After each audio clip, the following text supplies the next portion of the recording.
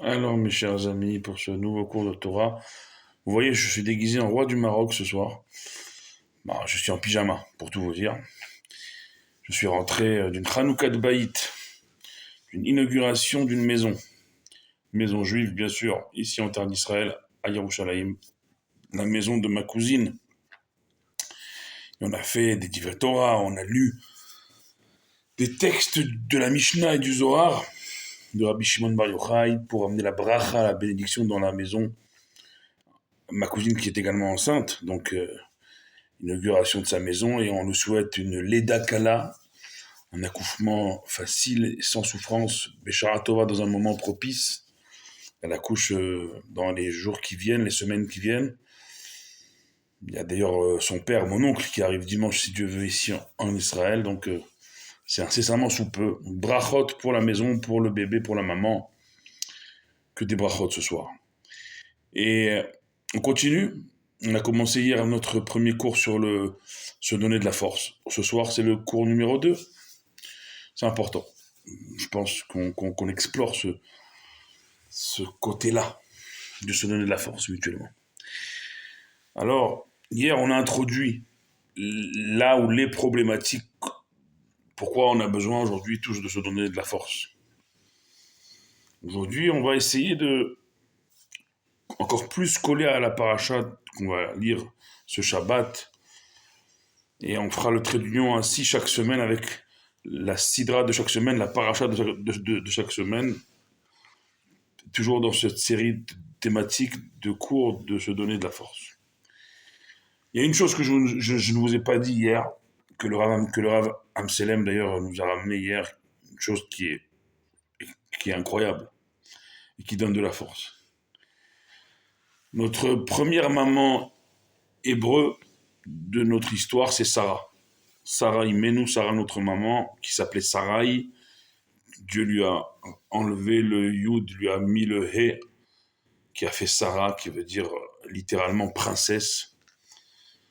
Eh bien, notre maman, Sarah, la première, figurez-vous que la Torah le dit, la Torah au sens littéral du texte de la paracha le dit, En la rechem, elle n'avait pas de matrice. Une femme qui n'a pas de matrice, elle ne peut pas enfanter, elle ne peut pas se faire, elle ne peut même pas tomber enceinte. La matrice, c'est les organes génitaux essentiels et on peut pas être enceinte, on peut pas enfanter. Et Sarah, elle est née sans matrice. Comme ça, la Torah témoigne. Donc c'est impossible. C'est impossible en âge d'enfanter, c'est impossible encore plus en âge, comme elle avait Sarah, elle avait 90 ans. C'est pour ça que c'est marqué au début de la paracha, Chadal liot les Sarah orar kanashim. Déjà qu'elle a pas de matrice, elle est née sans. Elle a vécu toute sa vie sans matrice. Mais en plus que elle est arrivée à un âge où elle n'avait plus les règles que les femmes ont.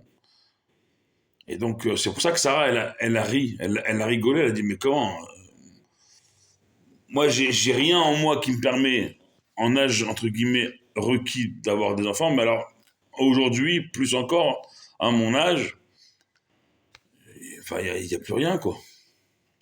Et pourtant c'est de Sarah que vient le peuple juif. Parce que sans Sarah, il n'y a pas Yitzhak, sans Yitzhak, il n'y a pas Yaakov, sans Yaakov, il n'y a pas les 12 tribus, sans les 12 tribus, il n'y a pas l'histoire d'Égypte et de sa sortie, la traversée du désert, la traversée de la mer, le mont Sinaï, la Torah, la terre d'Israël, les temples, le peuple juif jusqu'à aujourd'hui, il n'y a pas tout ça. Si Sarah, elle n'enfante pas Yitzhak à ce moment-là de l'histoire, au début de l'histoire hébraïque, au début de l'histoire juive, rien ne peut se faire après. Sarah, biologiquement, n'avait pas de matrice, donc elle peut pas être enceinte, elle peut encore moins enfanter d'un enfant. Et c'est là où Dieu intervient à Abraham et lui dit, après lui avoir posé la question, pourquoi ta femme Sarah, elle rigole?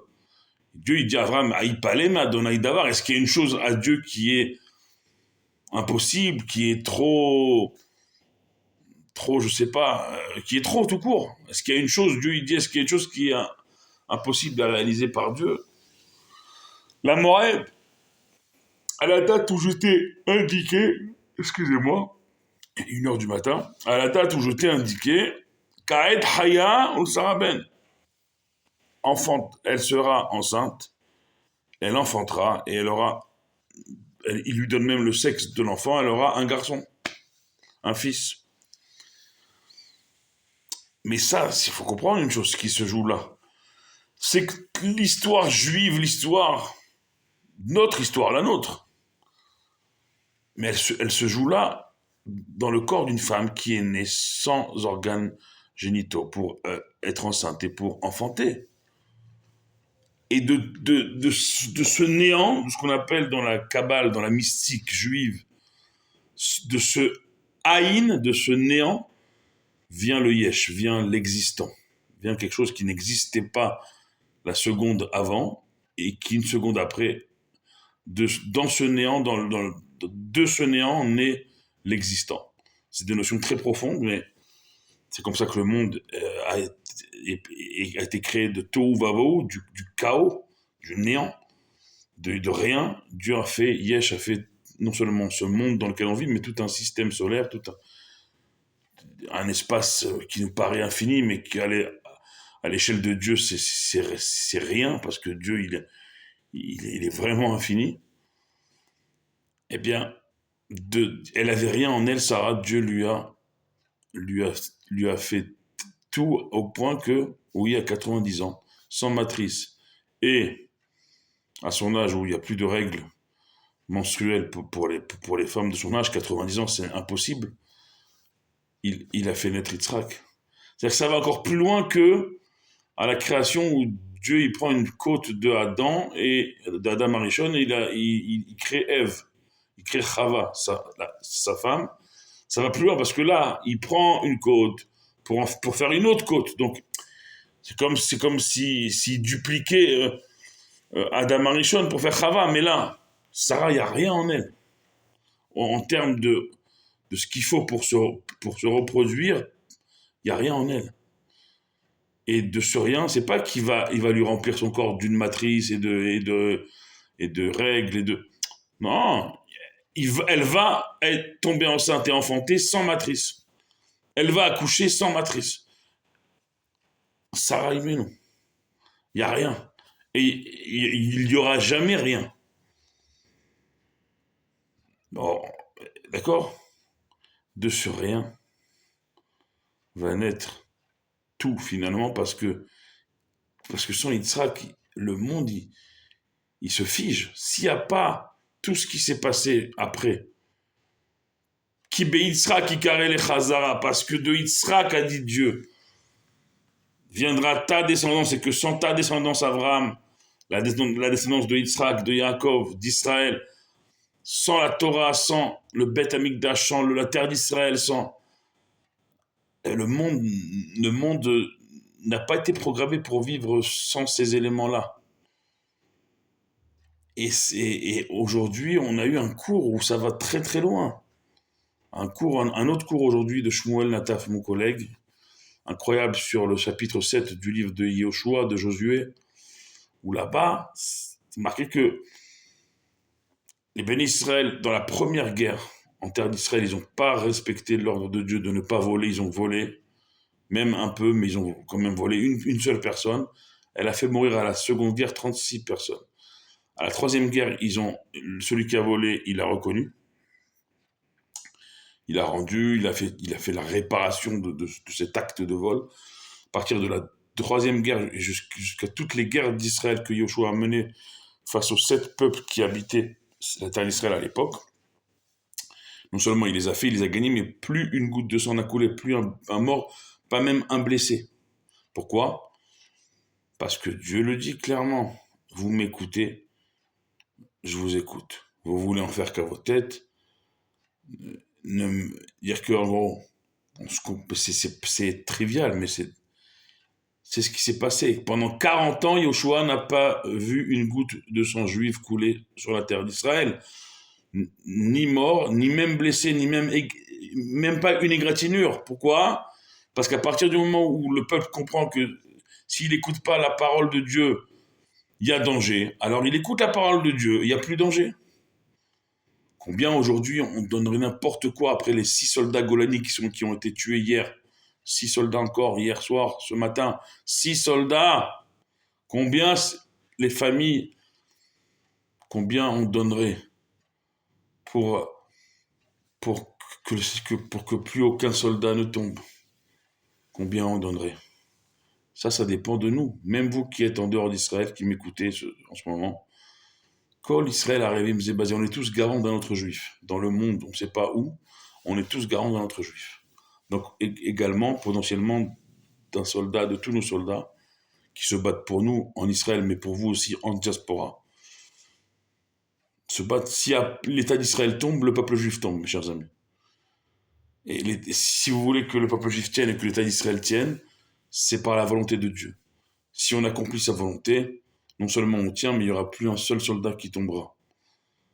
Si on veut parfois en faire qu'à notre tête ou à nos pulsions,